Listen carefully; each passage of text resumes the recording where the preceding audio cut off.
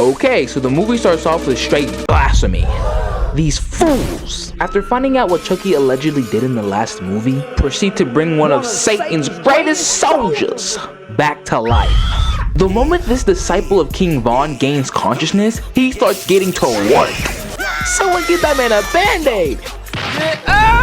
On second thought, get him an ice pack. Bro comes back to life with the malice of every single Last of Us fan after they saw this casting of our beloved Ellie. So with nothing but the desire to spin back on a child, he escapes. Oh my god. And my god, I pray for whoever comes in his path, cause pure niggotry is the only thing that follows this doll. So the scene cuts to the goat Andy, but he's living like he's Dick Grayson. He's an orphan now. And on top of that, he got this creepy egghead teacher being straight weird. Sir, what came first? The egg or the chicken? Me. So anyways, after the last movie, no one believed Andy or his mom. So they sent Andy to an orphanage and the mom to a mental facility. But apparently she's rooming with Kanye West, but you know, she's white, so they're cool. So Andy eventually gets adopted by this couple. You know, they seem pretty cool. But then Andy meets his foster sister. And Jesus! And do you see this baddie right here? No! Watch out. She may need a makeover because I don't know what kind of fit she got on, but god dang. God is good. But anyways, after Andy checks out his room, the scene cuts back to the factory. And this little mud Chucky couldn't even escape. Bro was too short to reach the door handle. That's tough. Y'all short niggas can relate. So as this guy is going to dispose of Chucky, he stops to get out the car for like a second. And immediately, Chucky gets straight to work trying to locate Andy, moving like he's Batman with these detective skills. Like, leave bro alone. Like, this toe eater is moving like he's ready to send the first person that gets in his way on a dinner date with Batman's parents. And just wait till Chucky finds out what happened to Andy and his mom. Bro's gonna be jumping for joy. Like, bro, I hate this doll. So he calls the orphanage, and this idiot tells him where Andy lives. Like, who's giving out this kind of information to just anyone? So bro comes back to the car, telling his Hispanic girlfriend Gabriella that he got the liquor and he's on his way. My brother is about to put on a Game 7 LeBron performance when he gets home. But wait. How did this middle-aged Jimmy Neutron pull a Latina? Bro must have been using dark magic. Let a nigga head. Let a nigga head. But Chucky can smell this man's joy and says, nah, we can't have that. And puts bro at gunpoint. My guy, what do you want? I'ma kill you. And then I'ma double the rent of all single mothers. What's wrong with him? Chucky gets my guy to drive him to Andy's house and then ties his hands behind his back and starts verbally abusing him. Like, why is you laughing, my guy? Broke people should never laugh! Now take this 20 and get yourself a new haircut, nigga. But then yeah, he makes him eat plastic. Meanwhile, Andy's just doing some real nigga activities, enjoying a bedtime story. His gangster's on a whole nother level. Sensational. But Chucky just can't sleep if Andy's living peacefully. So Chucky sneaks in his house. He's just standing there. Menacingly! Like this dude is literally feral. Starts spazzing out on another Chucky doll. Like it really be your own people. He's already dead. I'm right there, nigga. I'm right there, nigga. I'm right there. Like, listen to him. Eat dirt, Tommy.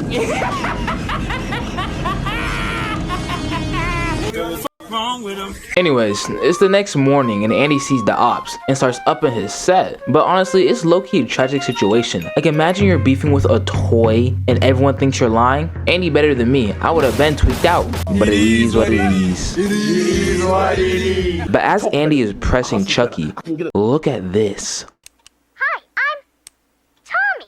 I'm your friend to the end. Oh lord. Andy senses something is up and immediately checks the battery pack. That's a callback to the first movie when the mom checked the battery pack and they weren't in there. And it does check out, so he lets it go. Anyways, as the day goes on, Andy spends some time getting to know his sister. From calm sibling bonding, I love to see it. But then later that night, Andy wakes up and what the freak? Yo, what kind of freaked out stuff bro got going on? Chucky's whispering to Andy, that's why you don't got no dad, nigga. But don't worry, I'ma send you to him. Back up! Yo, this doll needs to be caged. This is Toy Story gone wrong. But last second, Andy's sister comes in. So Chucky plays being a doll again, and she comes in bamboozled. Like, who is in your room, little bro? Drake? But once Andy gets free, he booms Chucky right in the face. Then the parents come in, and they're even more bamboozled. Andy said it was Chucky, and on God I ain't lying. And if I am, come kill my uncle about it. This is just a mess. They already thought that Andy was crazy, but Pops throws Chucky in the basement just to prove that Andy is tweaking. So that was that for that night. Anyways, it's the next day, and it's Andy's first day at his new school. But he gets on the bus, and these dudes start testing his gangsta. Little boy, don't make me get on that bus. It's gonna be belt to straight bare cheeks. But Andy ain't really tripping. He knows he can fold all these dudes in an instant. But as the bus pulls off,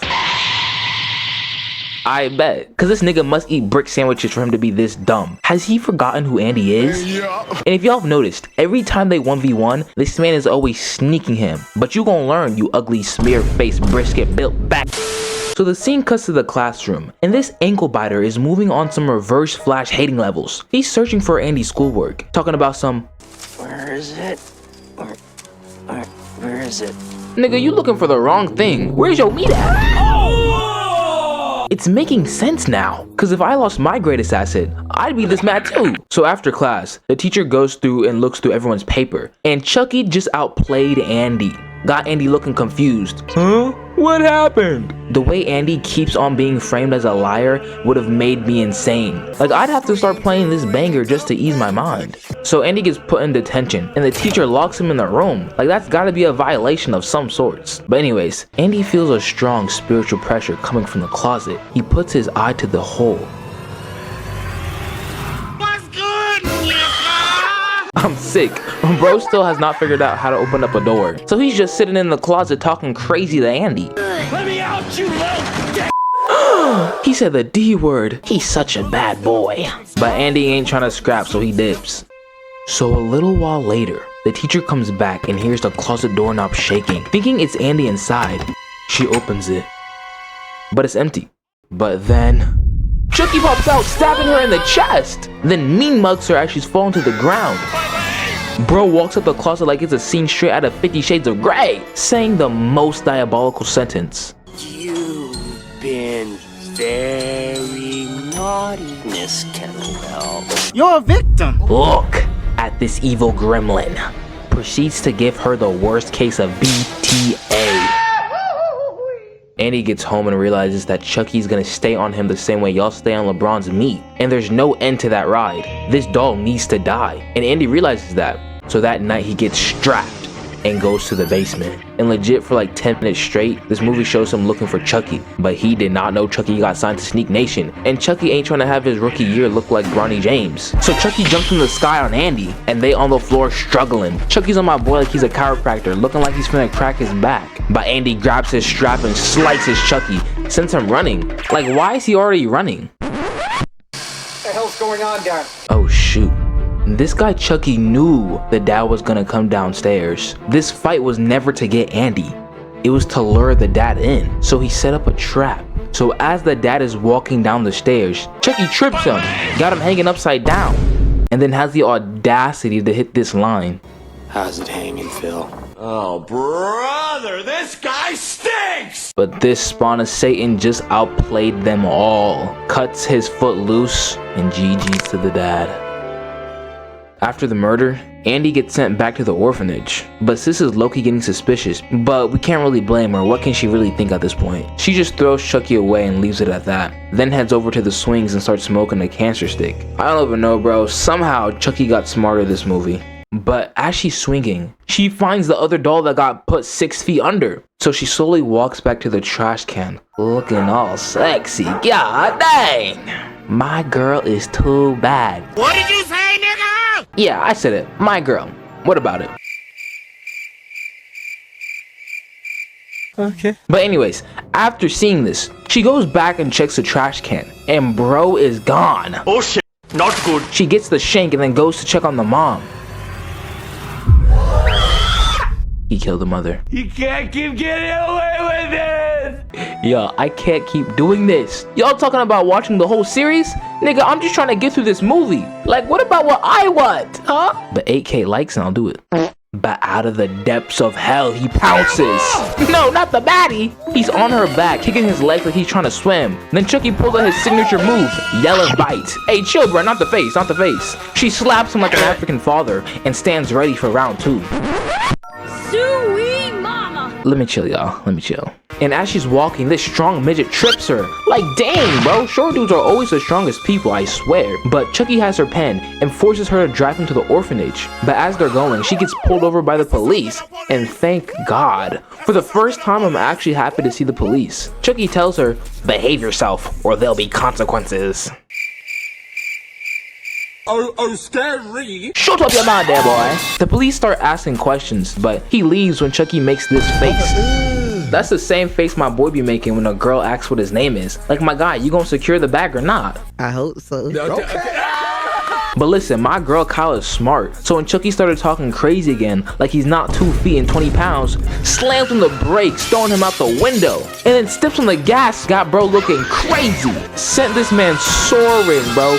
And two great minds think alike, because she backs up and goes to finish him off, but he dodges that. But somehow, as she gets out the car, this dude gets on her back. Like, what kind of vertical does he have? They make it to the orphanage, and Andy just stands there, looking at Chucky. Oh, so tough. But just to make it a long story short, Chucky outplays them again and locks Andy in the room with him. He then forces Andy into this truck, but Sis ain't having that and hawks them down. She chases them all the way down to the factories where they make the Chucky dolls. And last second she slides in like she's a Mission Impossible. She was moving, but she was too late. Because Chucky had enough time to follow the instructions this old guy told him in the first movie in order to get out of the Chucky doll body. It looks like they've lost. But lame nigga, it ain't work! He's been in the doll for way too long. Yeah, what's up then, boy? What now? Now take this! Yo, this is too good, bro. Chucky gets out straight raging. Like, you better quiet, buddy. Andy meets up with his sister and they start hauling cheeks. But this guy Andy moving like he Rod Wave, like he allergic to physical activities, and falls down. Oh my God. But he manages to start climbing again, but Chucky is on his cheeks. Like, bro, just listen to Chucky. I'm gonna kill you, Andy. But before they dip, Sis drops the get on his hand. Okay, people, because now Chucky is stuck. But instead of being a normal person and just letting this go, packing my bags and going home, because y'all not ready for this, he rips his hand off. Oh my God. I beg your pardon? My guy, it's not that serious. I'm not finished.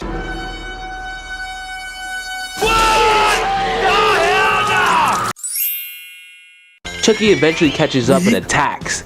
Take this! Bro falls on the stapler and is literally getting tortured. Bro, listen to him. Like, bro, this got me weak. But the violation ain't finished. They press the button and send him off to the oven. And bro is literally getting mutilated. Like, I'm low-key feeling bad for him. Bro comes out looking like a failed arts and crafts project. But, as you've noticed, he doesn't die. Kyle gets hit on the conveyor belt. And then Chucky comes out. Professor X, is that you? I can't even take this bro seriously. Chucky goes to stab Andy, but it ain't free eats out here, not even for the disabled. He gets his arm lodged in the door, looks up at the hot wax right above him, then looks at Andy. You're cut! And this man, Chucky, gets absolutely fried. Hey, I'm gonna need a dap of the directors for putting Chucky through such misery. After that, Andy saves Kyle from the conveyor belt. But as they're walking away, Chucky is alive still. But Kyle shoves his hose down his throat. A little freaky there. But the hose is pumping out air and starts to blow up his head. And then he explodes. And he finally dies. I think. Y'all, it's 2 a.m. My nose is stuffed. But we did it. I hope y'all enjoyed this video. Hey, we building a fire community. My community has to be made of the most funniest people on YouTube, I swear, bro. These comments legit always kill me. But yeah, like and subscribe, and I'll see y'all in the next one. Peace.